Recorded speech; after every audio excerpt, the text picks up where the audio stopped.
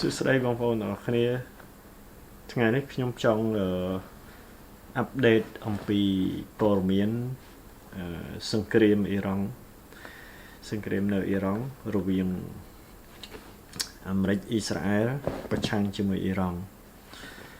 មកទល់ពេលនេះវាចូលសប្តាហ៍ទី3ទៅហើយតាំងពីថ្ងៃទី10ថ្ងៃទី7បាទថ្ងៃទី7ខែ3ដែលសហរដ្ឋអាមេរិកក៏ដូចជាអ៊ីស្រាអែលបានចេញប្រតិបត្តិការទម្លាក់ក្របបែកទម្លាក់មីស៊ីលដែលផ្ដាច់ផ្ដាល់ដល់មេដឹកនាំ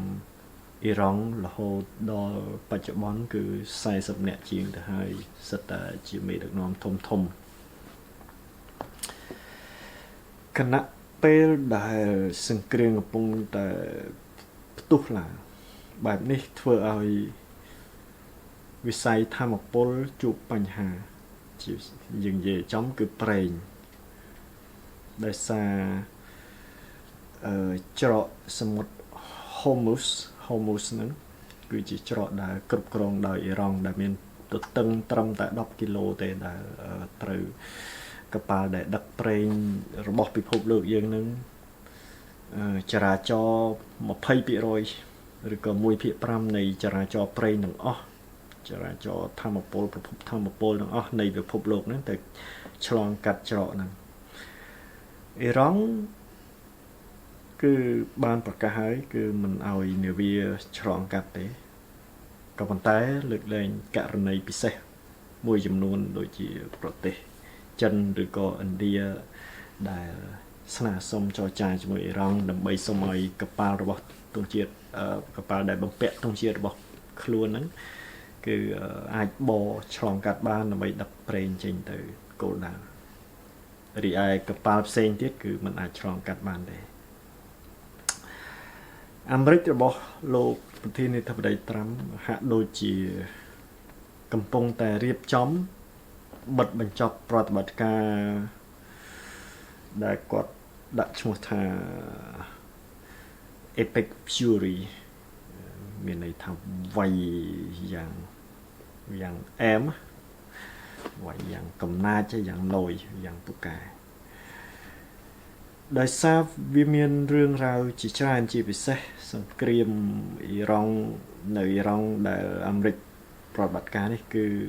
គេមិនហៅថាជាសង្គ្រាមទេសម្រាប់ក្រុមលោកប្រធានាធិបតីត្រាំគេហៅថាជា excursion លោកប្រធានាធិបតីគាត់និយាយថា excursion មានន័យថាទៅវាយផ្លែតទៅវាយបន្តិចឲ្យមកវិញវាយសម្រាប់គោលដៅហើយលោកក៏មានការអន់ចិត្តចំពោះសម្ព័ន្ធមិត្តរបស់លោកជាច្រើនផងដែរជាពិសេសនិយាយចំទៅគឺសម្ព័ន្ធមិត្ត NATO ពីខាងអឺរ៉ុបដោយសារលោកស្នើសុំឲ្យពួកគេជួយហើយពួកគេដូចជាមិនជួយក្នុងការទី1ផ្ដល់មូលដ្ឋានយោធាដើម្បីប្រើប្រាស់ទី2ជួយក្នុងការ secure ថែរក្សាសុវត្ថិភាពច្រកសមុទ្រ Hormuz ហ្នឹងជាមួយអាមេរិកមូលហេតុដែលពួកប្រទេស NATO ដែលគាត់មិនជួយហ្នឹងគឺដោយសារ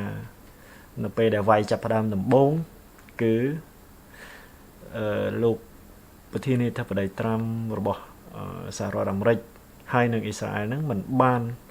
ទៅប្រាប់ទៅតាក់ទងប្រាប់ទៅ NATO ជាមុនទេ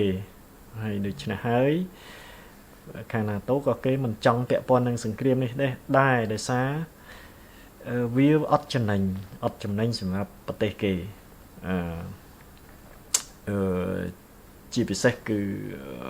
បើយើងនិយាយពីប្រជាប្រិយភាពនៃសង្គ្រាមនេះវិញហ្នឹងគឺវាទាបមែនតើដូច្នេះហើយគេមិនចង់ប្រើប្រាស់ធនធានកម្លាំងអាយុជីវិតរបស់កងទ័ពរបស់ប្រជាជនគេទៅនៅក្នុងសង្គ្រាមជាមួយលោកត្រាំនេះទេមិនចង់ដាក់ហ៊ុនជាមួយលោកត្រាំហើយធ្វើឲ្យលោកប្រធានាធិបតីត្រាំខឹងនិយាយផ្សេងរិះគន់ថ្មាស់ឌីល NATO តាមដែលទម្លាប់របស់គាត់ចំណែកនៅក្នុងស្រុក វិញនៅសម្រាប់សហរដ្ឋអាមេរិកលោកត្រាំក៏ប្រឈមមុខជាមួយនឹងប្រជាជនក៏ដូចជាផ្នែកមួយនៃ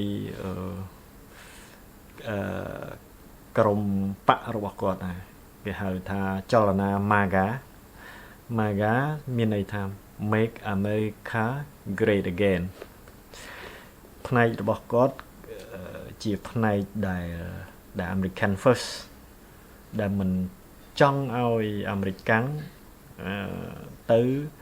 ធ្វើអន្តរាគមន៍ឬក៏ចំណាយធនធានធ្វើសង្គ្រាមឬក៏ជួយផ្នែកសេដ្ឋកិច្ចអីផ្សេងទៅប្រទេសផ្សេងជំវិញពិភពលោកជាជាងយក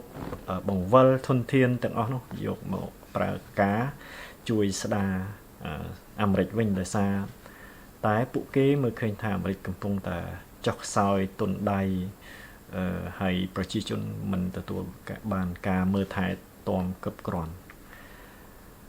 ដោយឡែកសង្គ្រាមនៅអ៊ីរ៉ង់នេះធ្វើឲ្យអត្ថិភាពវិស័យអត្ថិភាពរបស់រដ្ឋាភិបាលសហរដ្ឋអាមេរិកបច្ចុប្បន្នមានការប្រែប្រួលហើយដូច្នេះគឺបកប្រជាធិបតេយ្យយើងដឹងហើយគឺជាបកប្រឆាំងគេមិនចូលចិត្តស្រាប់ទៅហើយដូច្នេះហើយបករបស់លោកប្រធានាធិបតីTrump គឺរឹតតែមិនចូលចិត្តដែរសម្រាប់ក្រុមដែលគេហៅថាក្រុម non conventionalism ក្រុមដែលមិនចូលចិត្តអន្តរាគមន៍ក្រៅស្រុកហើយពួកគេព្យាយាមថាចង់យកផលិតកម្មអីផ្សេងយកមកដាក់ស្រុកវិញហើយស្រាប់តែលោកទៅបង្កសង្គ្រាមចាយលុយកាក់ជាច្រើនពាន់លាន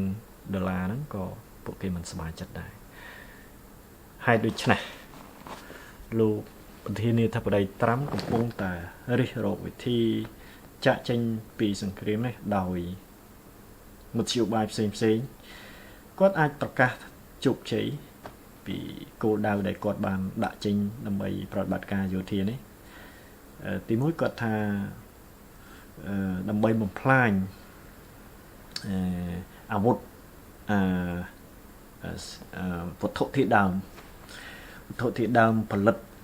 បរមាណូរបស់អ៊ីរ៉ង់បំផ្លាញគោលដៅយោធាហើយមួយទៀតក៏ដូចជាការសងសឹកមួយផងដែរដោយសារ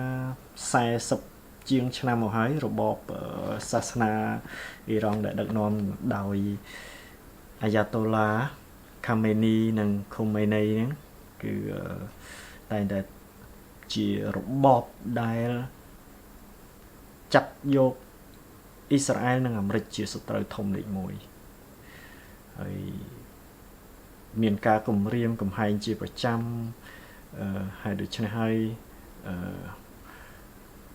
ជាការសងសឹកមួយជាការបង្ហាញសាច់ដុំមួយរបស់អាមេរិកដែលថាទោះបីជាប្រទេសណាក៏អាមេរិកអាចទៅដល់អាចសម្លាប់បានរហូតមេដឹកនាំធំរបស់អ៊ីរ៉ង់ចង់អស់ទៅហើយនេះជាការផ្ដល់មេរៀនដល់រដ្ឋជាប្រចាំមិត្តអាមេរិកផ្សេងទៀតផងដែរបង្ហាញសាច់ដុំបង្ហាញកម្លាំងថាអាមេរិកគេខ្លាំងណាស់គេអាចវាយចេញទៅដល់ទីណាក៏បានដែរក៏ប៉ុន្តែសង្គ្រាមវានាំមកនៅការចំណាយច្រើនការប៉ះពាល់សេដ្ឋកិច្ចអាចជាយូរអង្វែងដូច្នេះហើយក៏ត្រូវការតែមានកំណត់ក្នុងការដកទ័ពចេញវិញដែររហូតមកដល់ពេលនេះអ៊ីរ៉ង់ខូចខាតធ្ងន់សង្គ្រាមនេះអ្នកដែលចំណេញជាងគេគឺអ៊ីស្រាអែលជារដ្ឋដែលត្រូវតែកម្ចាត់ប្រចាំមិត្តធំរបស់ខ្លួនគឺអ៊ីរ៉ង់នឹងឲ្យបានកាន់តែឆាប់កាន់តែល្អអ៊ីស្រាអែលដឹកនាំដោយលោកប្រធានាធិបតីនាយករដ្ឋមន្ត្រីនេតាន់យ៉ាហ៊ូគឺជានាយករដ្ឋមន្ត្រីដ៏ចំណាស់មួយហើយដែលគាត់តែងតែដាក់គោលដៅជាយូរមកហើយរកឱកាសធ្វើម្ដេចដើម្បីកំទេចរបបអ៊ីរ៉ង់បានហ ហើយលើកនេះគាត់សំណាងដោយសារអាមេរិកបើកភ្លើងខៀវអាមេរិកចូលរួមក្នុងប្រតិបត្តិការនេះទៅទៀតដូច្នេះហើយអ្នកដែលចំណេញគឺអ៊ីស្រាអែលរបស់លោកនេតាន់យ៉ាហ៊ូបាទហើយរដ្ឋនៃឈូងសមុទ្រ Pex រដ្ឋអារ៉ាប់នៅមជ្ឈមបូព៌ាហ្នឹងមជ្ឈមបូព៌ា Middle East ភាសាអង់គ្លេសគឺប្រកាន់យកគោលនយោបាយពីរទីមួយអព្យាក្រឹតមិនវាយអ៊ីរ៉ង់ទេដោយសារអ៊ីស្លាមដូចគ្នាទីពីរមិនឲ្យមូលដ្ឋានទ័ពយោធារបស់ខ្លួនទៅអាមេរិកប្រើប្រាស់ដែរដូច្នេះហើយជាវាមើលទៅហាក់ដូចជាអព្យាក្រឹតក៏ប៉ុន្តែដោយសារប្រទេសមួយចំនួនច្រើននៅជុំសមុទ្រPexហ្នឹងដូចជាកាតាគុយវ៉ែតអារ៉ាប់ប៊ីសាអូឌីតអីហ្នឹងគឺមានមូលដ្ឋានយោធារបស់សហរដ្ឋអាមេរិកតាំងនៅអ៊ីរ៉ង់តែងតែប្រើ drone បង្ហោះទៅកម្ចាត់កំទេចគោលដៅជាមូលដ្ឋានយោធាហ្នឹងហើយក៏ជួនកាលចូលឆ្លៀរៀលដាលដល់គោលដៅ civil ផងដែរការនេះធ្វើឲ្យប្រទេសទាំងអស់នោះក៏ប្រទេសខ្លះក៏ព្រមានអ៊ីរ៉ង់ទៅវិញថាបើសិនបើនៅតែបន្តអញ្ចឹងទេក៏គេនឹងធ្វើការឆ្លើយតបយោធាទៅវិញបច្ចុប្បន្នគឺប្រទេសទាំងហ្នឹងគឺប្រើប្រាស់នៅប្រព័ន្ធការពារដែនអាកាសរបស់ខ្លួនដើម្បីទប់ស្កាត់នៅ drone ក៏ដូចជា missile របស់រងដែលបាញ់ចូលមកដែនដីរបស់ប្រទេសរបស់ពួកគេខ្ញុំ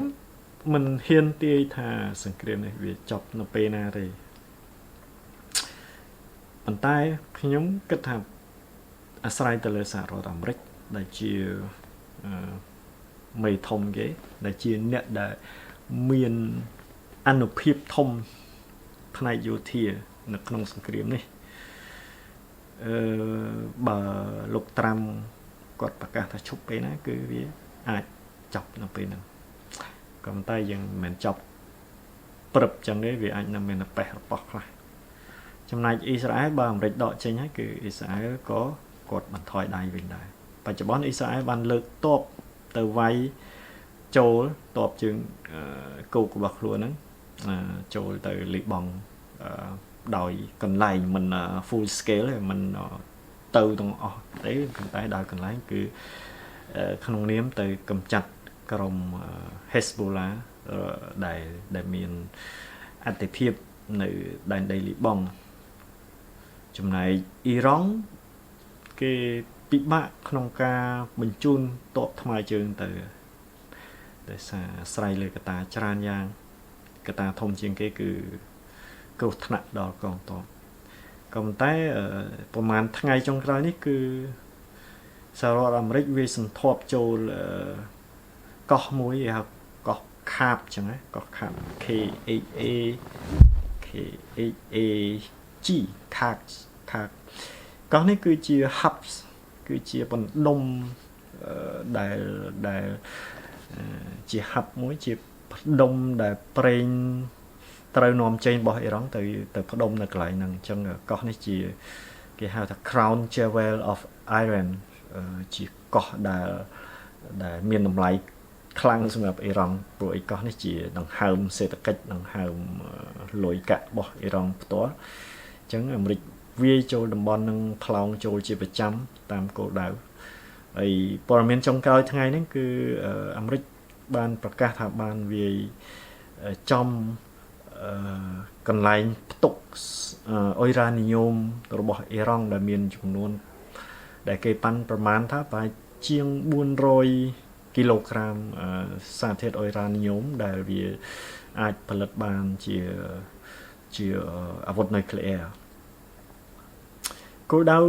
យុទ្ធសាស្ត្រតាក់ទិកសង្គ្រាមអ៊ីរ៉ង់លើកនេះគឺប្រើប្រាស់ជាប្រភេទ Guerrilla តាក់ទិកមានន័យថាវាយរត់វាយកិច្ចវាយគោលដៅធំរបស់អ៊ីរ៉ង់គឺវាយបុកផ្នែកសេដ្ឋកិច្ចហ្នឹងហើយព្រោះវាយដាក់សម្ពាធសេដ្ឋកិច្ចឲ្យ ឲ្យ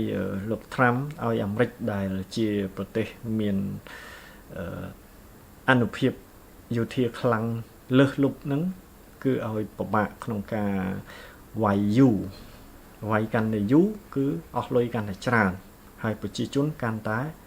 រស់រឿងកាន់តែខ្លាំងព្រោះអីប្រទេសអាមេរិកគឺប្រទេសដែលប្រជាធិបតេយ្យអញ្ចឹងសម្ពាធអញ្ចឹងអ៊ីរ៉ង់ធ្វើយ៉ាងណាទប់ឲ្យបានយូរអញ្ចឹងហើយមេដឹកនាំអ៊ីរ៉ង់ទោះបីជាស្លាប់ជាបន្តបន្ទាប់ដោយសាររបបអ៊ីរ៉ង់នេះគឺជារបបដែលមិនមែនជាផ្ដាច់ការបុគ្គលម្នាក់ណាទេជាពិតជាសាសនាពិតមែនកាន់កាប់ដោយអាចារ្យអាយ៉ាតូឡាខាមេនីហ្នឹងប៉ុន្តែគឺរយៈពេលជាង40ឆ្នាំអ៊ីរ៉ង់បានរៀបចំនៅក្រមថ្នាក់ដឹកនាំជាច្រើនស្រទាប់នៅក្នុងជួរដឹកនាំជួររដ្ឋាភិបាលឬក៏វណ្ណៈគ្រប់គ្រងរបស់អ៊ីរ៉ង់ហ្នឹងហើយដូច្នេះហើយទោះបីជាសម្រាប់10នាក់20នាក់30នាក់គឺគេនៅមានអ្នកជំនួសមកដដែលជាក្តីសង្ឃឹមរបស់អាមេរិកគឺឲ្យមានការក្រោកឡើងរបស់ប្រជាជនដើម្បីបដូររបបថ្មីក្រៅជំនួសឲ្យរបបបច្ចុប្បន្នដែលជារបបប្រជាមិត្តរបស់អាមេរិកនិងអ៊ីស្រាអែលនេះប្រសិនបើមិនមានការផ្លាស់ប្ដូររបបទេអាមេរិកក៏ពិបាកនឹងការប្រកាសជោគជ័យទាំងស្រុងដែរ complete victory គឺពិបាកតែអាមេរិកនៅតែមានលេសក្នុងការប្រកាសជោគជ័យដែរថាទីមួយថាប្រព័ន្ធអាកាសប្រព័ន្ធការពារអ៊ីរ៉ង់នេះទៅបានកំទេចចោលហើយទី2អ៊ីរ៉ង់គឺលែងមានលទ្ធភាពក្នុងការផលិតអាវុធនុយក្លេអ៊ែរទៀតហើយអញ្ចឹងជាជោគជ័យហើយមេដឹកនាំអ៊ីរ៉ង់ដែលតែងតែគំរាមអាមេរិកជាប្រចាំហ្នឹងក៏បានស្លាប់បាត់បង់ជីវិតអស់ជាច្រើនទៅហើយអញ្ចឹងអាមេរិករបស់លោក Trump ប្រហែលជានឹងប្រកាសបែបនេះដើម្បីដកខ្លួនចេញពីសង្គ្រាមដ៏ស្មុគស្មាញមួយនេះថ្ងៃនេះខ្ញុំនិយាយច្រើនដែរតាក់ទងសង្គ្រាមនេះខ្ញុំសង្ឃឹមថានឹងមានព័ត៌មានអីផ្សេងទៀតដើម្បីចែករំលែកជាមួយគ្នាបាទអរគុណ